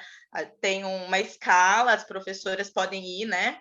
Na verdade, quando está vazia, elas podem estar usando, mas a gente fez assim uma escala para utilização, né? Uma turma vai um dia, depois pode voltar no outro, e assim está sendo bem bacana. Se elas quiserem estar falando a respeito da tenda. Aí tem alguns registros adiante a respeito da utilização. Tá, as crianças usando.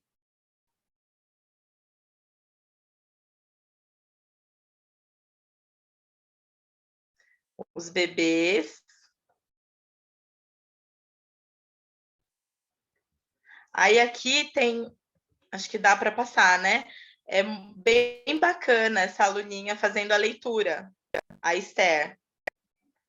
Você pode colocar, por favor? Eu vou colocar, mas eu acho que eu vou ter que sair, parar de compartilhar e compartilhar com um vídeo. Só um minutinho, Sim. bem rapidinho. Tá joia. Daí eu compartilho nesse formato. Enquanto a Lili se prepara, assim, como é gostoso a gente perceber os bebês, né? A creche, o berçário fazendo parte do projeto, né? Assim, a gente estava falando do infantil 2, infantil 3, e hoje a gente já vê o berçário, a creche sendo abraçados também no projeto, e isso é muito bacana da gente perceber.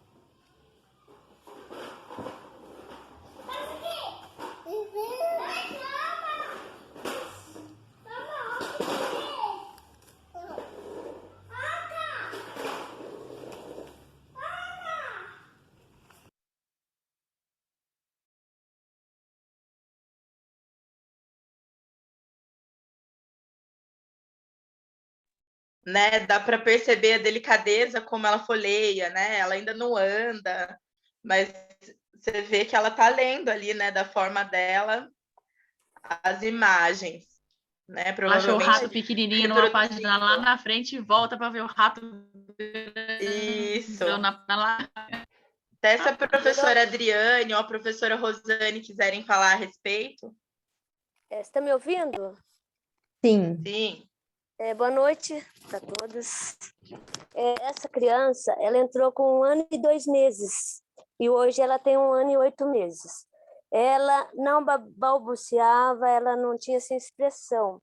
E hoje, vendo ela conversar com o livro, a maneira que ela folheia, né, o livro, eu fico encantada. Eu acredito assim nessa evolução dela, sabe? Assim, é emocionante mesmo de ver. ela já está nesse lugar de leitora, né? Já está ocupando esse lugar. E ela fica encantada quando a gente pega os livros que vai ler, né? Aí, assim, eles pegam os livros que eles querem, aí eles elegem uma criança para eu ler, né? Porque a professora Rosane, ela conta a história, ela tem uma habilidade incrível de contar a história, que é bem legal. Aí ela trabalha de manhã e eu trabalho à tarde. E à tarde eu leio para eles. E ela já fica assim com os olhinhos brilhando, né? E ela gosta de manusear, ela fica assim, querendo pegar os livros para folhear. Ela e os demais, né? Não é só ela. No caso dela, porque ela não entrou com 1 ano e 2 meses, não tinha estímulos, né? Em casa. Agora que ela começou a balbuciar e a caminhar, a andar, porque ela também ainda não anda. Que delícia, Adriane. Obrigada por compartilhar isso com a gente, viu? A gente também fica aqui com os olhos brilhando.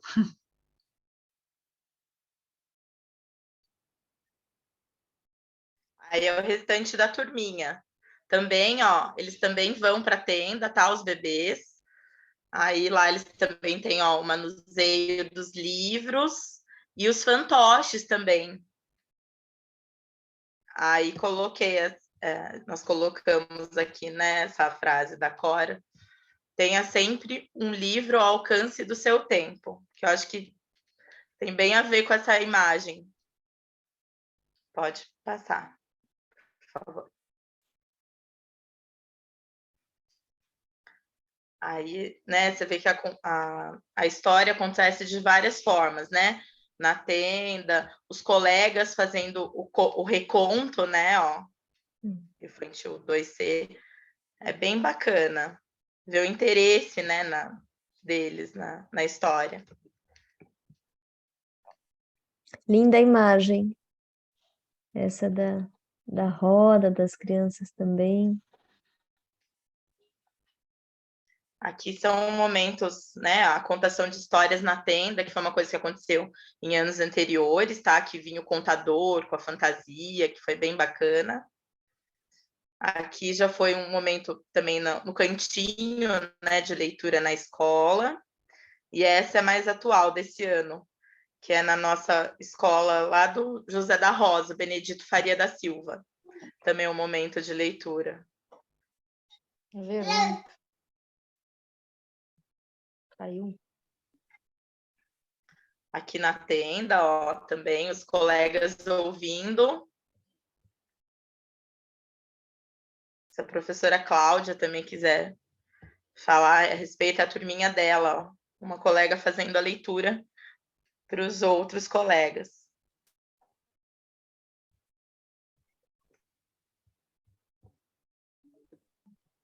Né? E coloquei essa frase também que acho que faz bastante sentido, né? Apesar de o autor ser desconhecido também.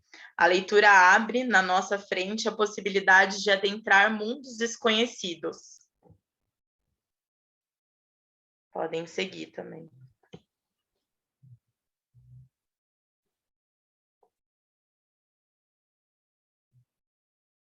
Aí o cantinho da leitura dentro da sala.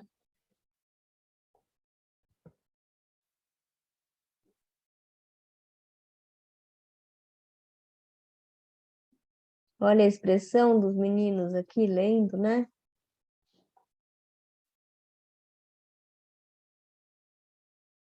Atentos, compartilhando.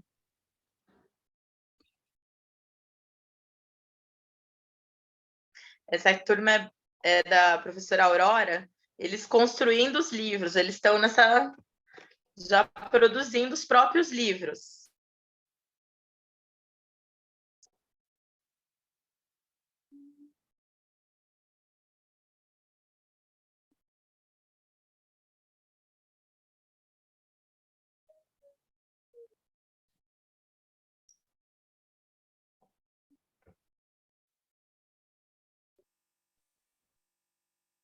Aí esse é um relato da professora Camila. Aí é um videozinho também. E ficou de ponta cabeça. Opa! Um pouquinho pouquinho de tudo que a gente aprendeu na Fliminha. Nós vimos vários vídeos, relatos, tivemos conversas e o que marcou bastante foi quando nós fizemos aquela visualização do fácil acesso dos livros, onde as crianças podem manusear, contar histórias. Então, em sala de aula, eles ficam sempre aqui, para que eles possam acessar e ter a liberdade de verificar e recontar as histórias.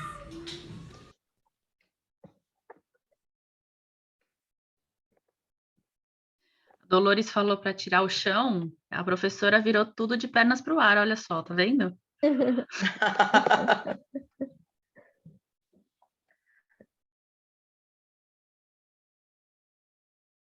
Tem mais um Esse é da chat? professora Manuela, né? Que está em outro arquivo.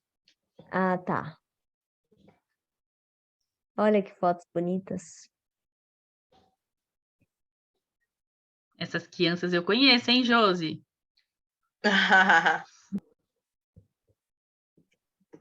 São da Josi mesmo. E é isso, meninas. Gratidão. Agora Legal. tem o vídeo da professora Manuela. Agora o vídeo eu recebi? Recebeu, Recebi? Lili? É um Ah, link tá do no Google link. Fotos. Tá. Isso. Tá no link. Então, peraí.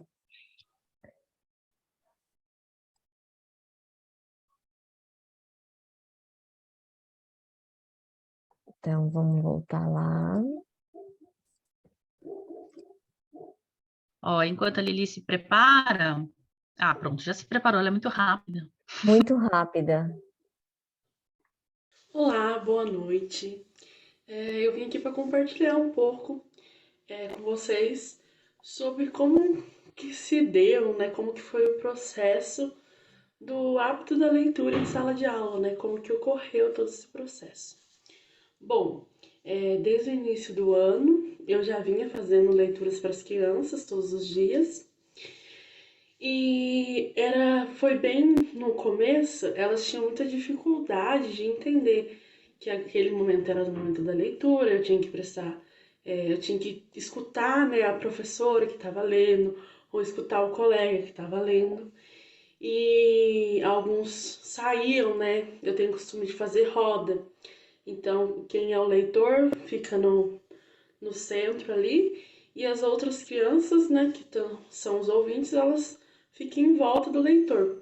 Então eu tinha uma dificuldade que as crianças levantavam, iam beber água, elas não tinham muita concentração naquele momento. E agora, né, que a gente praticamente está na metade do ano, eu observei que elas mudaram o jeito, né, de vivenciar aquele momento. Então, agora elas conseguem sentar, elas conseguem me escutar e escutar também um colega. Elas querem fazer parte daquele momento, então a gente tem um momento que a gente lê, depois a gente conversa, né, sobre o livro, eu faço algumas perguntas e eles falam também o que eles acharam da história. Então, eles estão aproveitando melhor o momento, né, da leitura. Eles estão sabendo vivenciar mesmo aquele momento de um modo mais significativo. Então, eles falam sobre os personagens, eles querem ver o livro, então, depois que eu leio, eles querem muito ver o livro, né? Tocar no livro, ver as ilustrações que o livro tem. Então, eu observei que eles estão criando, né, esse hábito de experienciar realmente, de vivenciar melhor esse momento da leitura. Uma das características também que eu costumo fazer é falar o nome, né, do autor do livro. Então, eu leio o título e falo o nome do autor. E eu achava que isso não tinha, que eles não prestavam tanta atenção nessa informação. Mas um dia eu acabei lendo o título do livro e comecei a ler a história. Aí um aluno falou assim para mim: professora, mas quem escreveu esse livro? E eu achei muito legal, né, ele falar isso, porque ele estava interessado, né, nos autores que eu tô falando, quem escreveu o livro, quem fez as ilustrações. Então foi uma coisa que eu achei bacana. E também teve uma outra experiência que eu tive de um livro que eu li que se chama O Gigante. E é um livro que ele traz elementos da natureza e também fala sobre comportamentos. Então, ele mistura, né, essas duas coisas, ele brinca com esses dois elementos. E o livro tem algumas palavras que elas são, vamos dizer, para as crianças seriam palavras que não são comuns no vocabulário deles. E o livro fala da palavra tédio e fala algumas outras palavras. Depois que eu li o livro, eles gostaram bastante, a gente falou, né, sobre os sentimentos, fala sobre o medo, sobre a coragem. E daí aí eu falei assim, agora a gente vai fazer um reconto. Vocês vão contar para a professora a história e a professora vai escrever na lousa. Então eu dei o livro para eles e eles iam olhando as imagens e iam me falando, né, o que estava acontecendo ali naquela história. E eu achei muito bacana porque eles conseguiram lembrar, né, dessas palavras e chegou, né, numa palavra que eu sempre lia e tinha essa palavra que não era do convívio deles, né, do vocabulário. Aí eu explicava para eles, né, eu perguntava primeiro se eles sabiam o que significava. Aí muitos falavam que não sabia, depois eu explicava para eles qual que era o significado daquela palavra. E nesse momento do reconto, eu achei muito legal que teve uma parte que ninguém lembrava qual que era a palavra, e era a palavra tédio. E daí eu falei assim, gente, aí eu fui meio que dando características, né, daquilo, para eles lembrarem, né, qual palavra que era. E uma aluna minha lembrou, professora, é o tédio. E eu achei muito legal isso, né, que às vezes a gente não lê para a criança algumas histórias pela questão do vocabulário, um vocabulário muito rebuscado, a criança não vai entender. Mas, na verdade, a gente já coloca uma limitação, né? E não necessariamente é assim que ocorre. Eu percebi que eles realmente estão muito atentos, né, à leitura e gostam desse momento. E agora sobre, né, tudo que a gente vem aprendendo, né, com a Fliminha, todas as palestras que a gente teve, né, foram muito importantes também para mim aprender mais, né, a trabalhar com as crianças, a questão da escolha dos livros. Então, como eu falei, eu li aquele livro lá e eu só estive preparada, né, para falar os significados da palavra para as crianças, porque eu também tinha feito uma leitura prévia. Então eu separei o livro, eu tive o cuidado de ler antes, para depois ler para as crianças. E isso é uma coisa bacana, né, que a gente aprendeu, né, na Fliminha. E também a questão de preparar o ambiente, né? Então eu levei algumas almofadas para eles poderem sentar no momento da leitura também. Então, essa questão, né, da escolha do livro, do ambiente, né, de como os livros estão dentro de sala. Então, são algumas coisas que a gente aprendeu, né, durante esse tempo, né, dessa formação, e que são muito importantes e foram, né, e vão continuar sendo importantes para esse momento, né, da gente saber realmente e aproveitar esse momento, como ele deve ser aproveitado, entender o quanto ele é importante, né, para a formação das pessoas mesmo, né, para a formação crítica de um leitor, que ele tá ligado, né, com o que ele está vivendo, na sociedade que ele está vivendo. Então, assim, foi muito prazeroso poder ter feito essa formação. Olá, boa noite.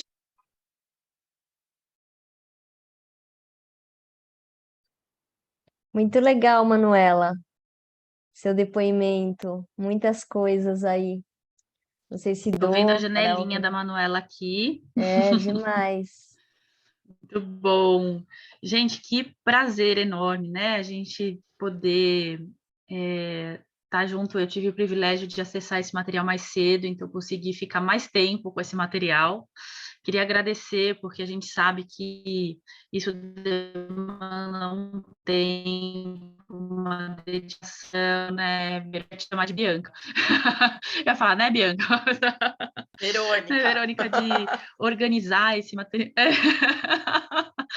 organizar esse material e queria agradecer muito essa participação de vocês, esse compromisso de vocês, os relatos que vocês trouxeram. Eu fiz várias anotações da fala da Dolores, do material de vocês, mas eu sei que a gente já está avançando aqui o horário do HTPC de vocês e a gente também tem esse compromisso de respeitar esse limite.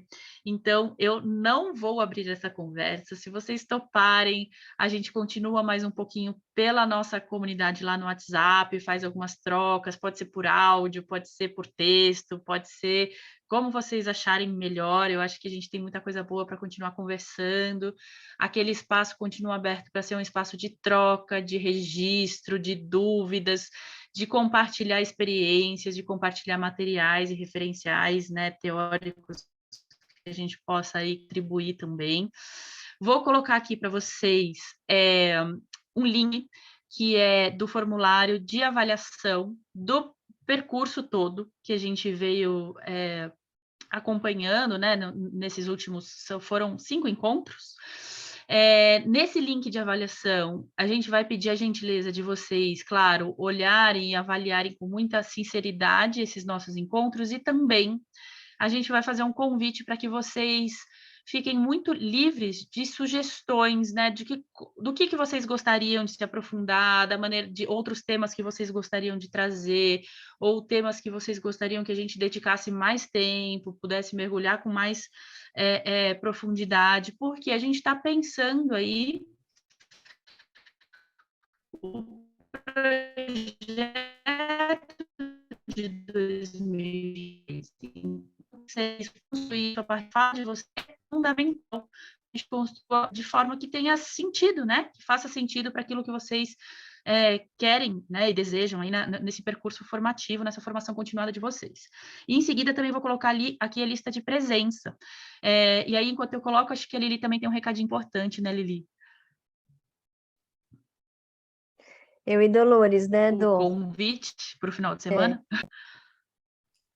Sim, mas fala você, Lili. Tá bom.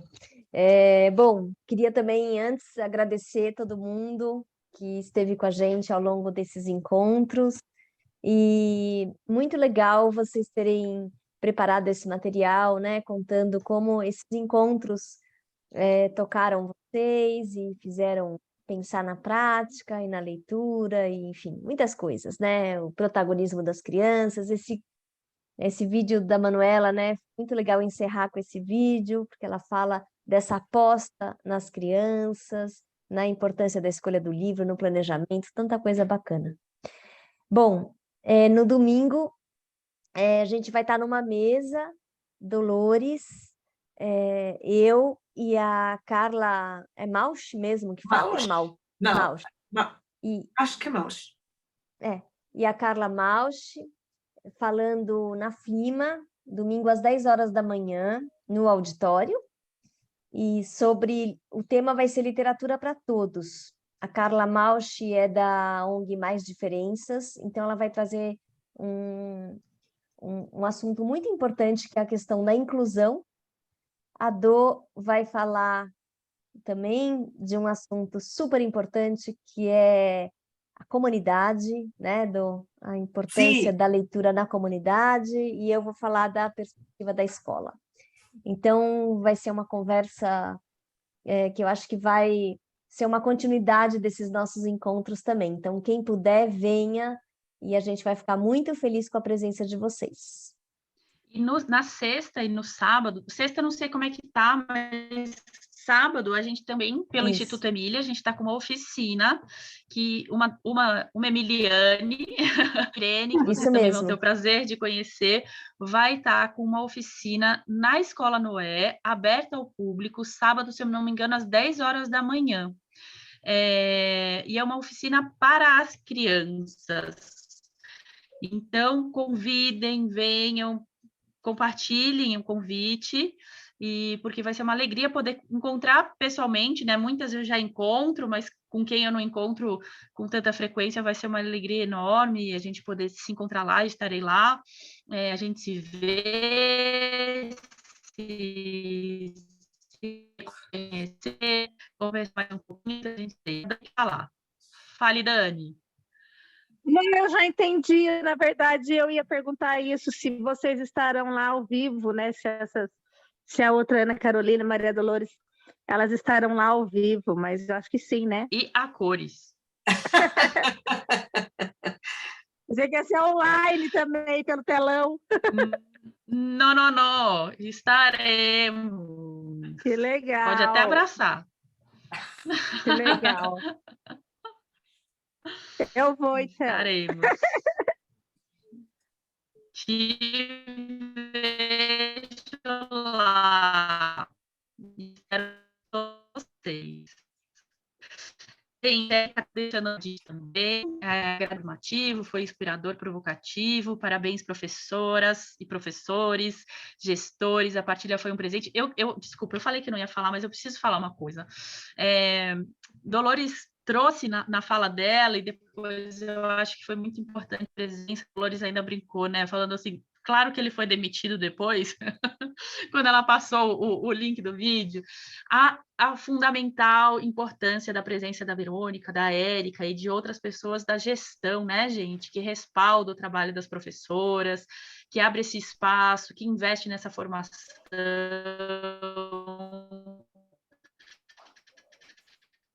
Muito bom. Depois, mas é muito bom poder contar com esse incentivo, né?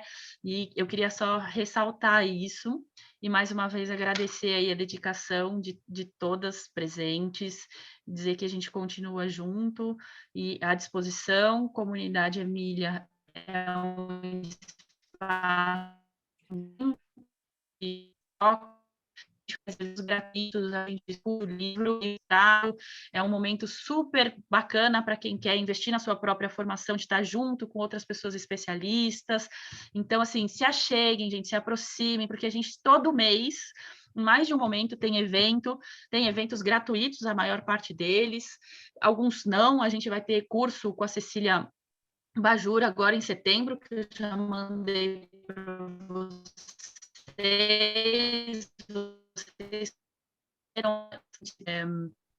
Então, acho que é isso, tá bom? Coloquei já a lista de presença, coloquei o formulário para vocês. Se vocês tiverem alguma dificuldade de acessar, não se desesperem, é só me acessar lá no WhatsApp, que vocês sabem onde me encontram. A lista de presença abre como formulário de avaliação também? Será que não copiou o link, é isso? E estou à disposição de vocês. Pode ser que não tenha copiado o link, porque eu mandei Camila, vê se agora foi. Dô, você quer falar mais alguma coisa? Não, agradecer todo mundo que esteve aqui, que acompanhou, né, esse percurso. É pena que a gente não possa conversar, mas aí, quem sabe, né, no domingo, a gente levanta perguntas, enfim. E se vocês puderem comparecer, seria ótimo para a gente se ver, né, cara a cara. E nada, vamos ver se a gente se vê mais para frente também, né? Era isso. É isso aí. É isso aí. Gente, bom descanso, boa noite, bom restinho de semana para todo mundo. Continuamos aí conectadas. Tchau, gente. Até breve, Tchau, até tchau, domingo. até breve. Até Tchau, domingo. Até sábado. Sábado e domingo, até sábado e domingo. É que eu não vou estar no sábado, então falei até domingo, mas até sábado e domingo. Sábado, ela é domingo.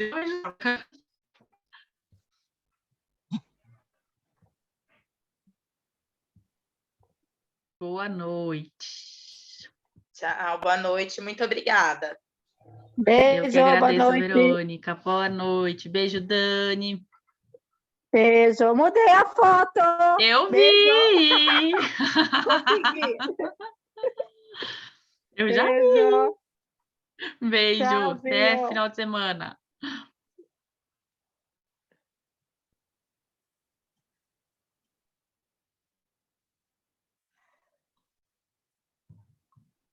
Acho que eu já posso parar de gravar aqui, né? Ai, sair daqui é o ó do Borogodó.